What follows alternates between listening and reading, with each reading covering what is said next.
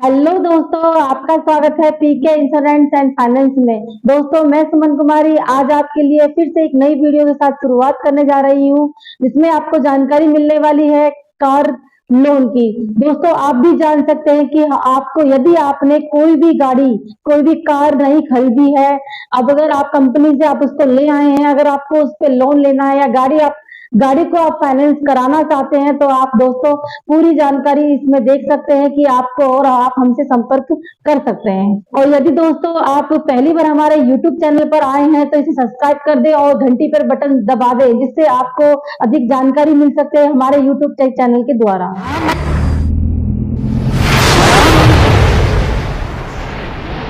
दोस्तों, हम गाड़ी खरीदने के लिए कंपनी में जाते हैं तो कंपनी वाले कहते हैं कि आप गाड़ी पूरे जैसे हम कुछ अमाउंट देकर गाड़ी को फाइनेंस करवाते हैं, यानी कि गाड़ी को हम लोन के द्वारा अपने घर पर लेकर आते हैं। दोस्तों, यदि हमारे किसी के पास तो पूरा अमाउंट होता है तो वो क्या करते हैं कि पूरा अमाउंट देकर भी गाड़ी ले सकते हैं। किसी किसी के पास तो दोस्तों कार खरीदने का मन सबका होता है, लेकिन वो खरीद नहीं पाते क्योंकि उनके पास भी वो अमाउंट नहीं होता जितने की वो गाड़ी आती है। तो इसीलिए दोस्तों आप कम अमाउंट में भी आप गाड़ी को खरीद सकते हैं। जैसे कि मान लो आप डाउन पेमेंट देकर लाख 2 लाख का डाउन पेमेंट देकर आप गाड़ी खरीद सकते हैं। उसके बाद आप उसको फाइनेंस करवा के किस्तों पर भी गाड़ी ले सकते हैं। ये दोस्तों इतनी जानकारी शायद लगभग सभी को होती भी है, लेकिन वो किस्तों पे लोन उठाना दोस्तों, जीरो डेप बोलते हैं कि हमको बिल्कुल भी अमाउंट नहीं भरना हो, उस पे लोन उठाना। अगर आपसे कोई कहता है कि आप गाड़ी ले लो, आपको कुछ नहीं भरना पड़ेगा, आपको 1 रुपया भी नहीं देना पड़ेगा और आपको गाड़ी मिल जाएगी, दोस्तों ऐसा नहीं होता है। क्योंकि अगर आप जीरो डेप पे गाड़ी उठाएंगे तो दोस्तों आप उस जो जो गाड़ी आपने जितने अमाउंट की उठाई है वो आपको बहुत महंगा पड़ेगा और सबसे ज्यादा ब्याज देना पड़ेगा। इसलिए दोस्तों जितना हो सके आप डाउन पेमेंट भर के उस गाड़ी को उठाएं। कोशिश तो सबकी होती है कि आप अपनी गाड़ी को पूरा ही क्लोज करके गाड़ी लें, लेकिन फिर भी आपका मन है गाड़ी लेने का और आप ले नहीं पा रहे हैं कि पूरा अमाउंट नहीं होने के कारण।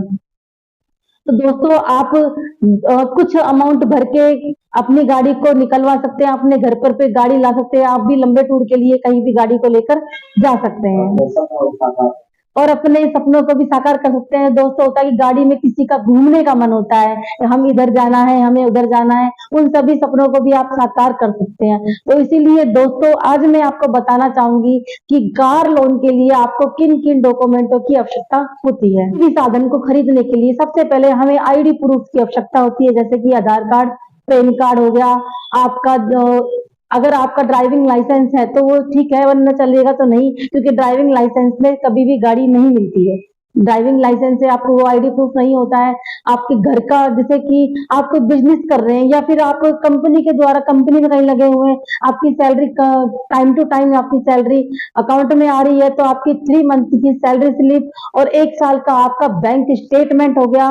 जैसे अगर यदि कोई आप बिजनेस कर रहे हैं तो आप उस बिजनेस का आपकी बिजनेस का एक आईडी प्रूफ जमा कराना होगा आपको। और दोस्तों आप किस प्रकार का बिजनेस कर रहे हैं उसका भी सबमिटेशन देना होगा आपको। दोस्तों यदि आप कोई बिजनेस कर रहे हैं तो उसका भी एक लाइसेंस प्राप्त होता है। अगर आप कार ले रहे हैं और आप फाइनेंस करा रहे हैं तो उसके लिए भी आपको वो एक जो आपका लाइसेंस होता है वो भी आपको जमा कर, उन सबकी फोटो कॉपी लगती है। ओरिजिनल दोस्तों कोई भी चीजें जमा नहीं होती आपकी, आपको उसकी फोटो कॉपी जमा करानी होती है आपको कार लेने के लिए। और सबसे महत्वपूर्ण चीज वो आपकी ये है कि आपका सिविल स्कोर अच्छा होना चाहिए। दोस्तों ऐसा नहीं हो कि आप कार लेने जाएं और आपका सिविल स्कोर ही खराब हो, तो दोस्तों आपको गाड़ी नहीं मिलेगी, क्योंकि इसके लिए आपका सिविल अच्छा होना बहुत जरूरी है।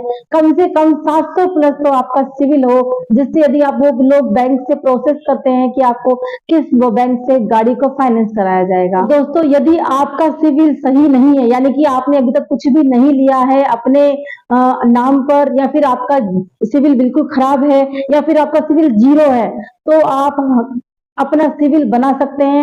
इसके लिए भी दोस्तों हमने YouTube चैनल पर पहले ही आपको एक वीडियो डाली हुई है कि आपको अपना सिविल किस प्रकार से तैयार कर सकते हो अपने सिविल को।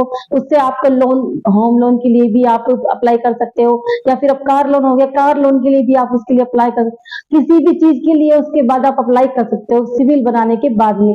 दोस्तों यदि आपको उसके बारे में भी जानकारी लेनी है दोस्तों, इससे पहले भी हमने वीडियो आपके लिए डाली हुई है, कि आप अपना सिविल किस प्रकार से बना सकते हैं। दोस्तों, जैसे ही हम गाड़ी लेने के लिए शोरूम में जाते हैं तो सबसे पहले आप ये जानकारी ले लें कि वो आपका जो फाइनेंस कराएंगे या फिर आपको लोन दिला रहे हैं वो किस बैंक से हैं। दोस्तों, या SBI हो गया, HDFC हो गया, रिलायंस, कोई से बैंक से भी आपको दिला रहे हैं तो इनका इनका जो बैंक है इनका लिंक होता है आपस में, और ना इनका ज्यादा ब्याज भी नहीं होता एक दूसरे का। यदि आपसे कोई थर्ड पर्सन बोलता है, अरे गाड़ी आपको मैं दिला देता हूँ, आप मेरे साथ चलो, तो उसके इससे अच्छा है कि आप डायरेक्ट कंपनी में जाके बैंक से ही कांटेक्ट करें कि हमें अपनी गाड़ी फाइनेंस करानी है या फिर गाड़ी लोन पर उठानी है, जिसे दोस्तों आपको कम से कम ब्याज देना पड़ेगा। और दोस्तों, आपको कंपनी से थोड़ी जिद्दबहस भी करनी पड़ेगी, जिससे आपको लोन होता है, आपका गाड़ी की जो कीमत होती है थोड़ा वो भी कम हो जाएगी, और इससे क्या है कि आपका जो ब्याज लगेगा वो भी थोड़ा कम हो जाएगा, क्योंकि आप भी, आपको भी पता है, आप मार्केट में कहते हैं ना कि जो बिकता है वो बिकता है। मार्केट में आप कुछ भी चीजें लेने जाएंगे तो आपको लेने के लिए तो लोग बताएंगे कि हाँ ये गाड़ी इतने की है, इतने की पड़ेगी, आपको भी लगेगा नहीं ये गाड़ी महंगी पड़ रही है। तो दोस्तों, थोड़ी सी जिद्दबहस वहां भी आपको करनी पड़ेगी, जिससे आपका अमाउंट भी थोड़ा डाउन हो जाएगा, आपको कोई फाइल चार्ज भी नहीं देना पड़ेगा। और दोस्तों, उनसे यह जानकारी भी लेनी है आपको बैंक जाकर, मतलब सॉरी, आपको कंपनी में यह जानकारी भी लेनी है, बाय चांस आपने अभी गाड़ी लोन पे उठाई है, आपका अच्छा बजट होने के बाद में अगर आप इसको फ्री करवाना चाहते हैं, या फिर आप इसको बैंक जो आपने अमाउंट जमा करा दिया है, आपका सिबिल स्कोर अच्छा होने के बाद में आप दोबारा इसको फाइनेंस करा सकते हैं या नहीं करा सकते हैं, इसकी जानकारी भी आपको प्रॉपर तरीके से उनसे लेनी चाहिए, तभी अपनी गाड़ी पर लोन लें। और दोस्तों, डॉक्यूमेंट आपको मैंने बता दिए हैं, फिर भी मैं एक बार आपको दोबारा बता देती हूँ। आपका आधार कार्ड, आपका पैन कार्ड, और आपका जहाँ जो भी आप बिजनेस करते हैं उसका एक ID प्रूफ हो गया, आपका लाइसेंस हो गया उसका, यदि आप कंपनी में कहीं जॉब करते हैं, आपकी सैलरी आती है तो 3 महीने की आपकी सैलरी स्लिप, और आपका 1 साल का बैंक का स्टेटमेंट, कार के ऊपर आप लोन ले सकते हैं। दोस्तों, इस वीडियो में इतना ही, मिलते हैं कोई नेक्स्ट वीडियो में नेक्स्ट जानकारी के साथ में। दोस्तों, यदि आपको हमारी वीडियो पसंद आ रही है तो आप इसको जितना हो सके शेयर कीजिए और लाइक भी कीजिए।